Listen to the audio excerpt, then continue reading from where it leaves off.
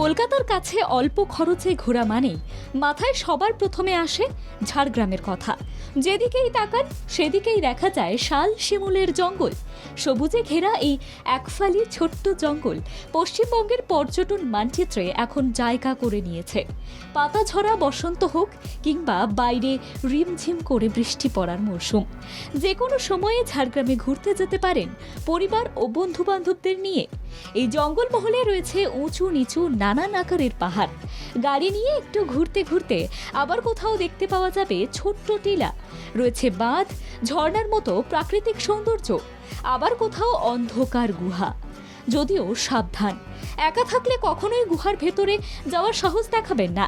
রয়েছে পাখিরালয়ও, যেখানে অজানা অচেনা পাখিদের আনাগোনা লেগেই থাকে।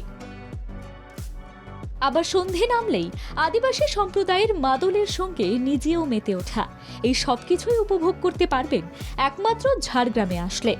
আজ আপনাদের নিয়ে যাব পাহাড় ও শাল পিয়ালে পরম যত্নে ঘিরে রাখা এক বিশাল ঝিলে।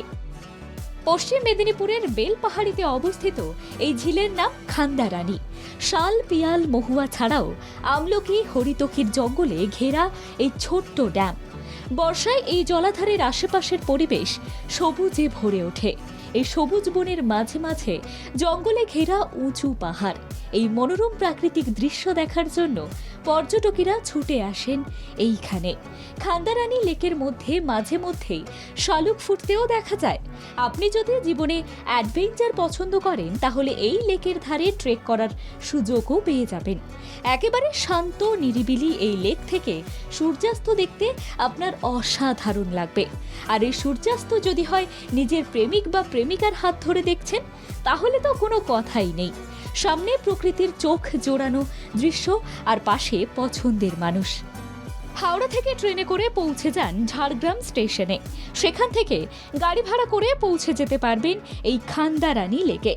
দেরি না করে এই বর্ষার মরশুমেই ঘুরে আসুন লেক থেকে। ব্যুরো রিপোর্ট, বাংলা জাগো।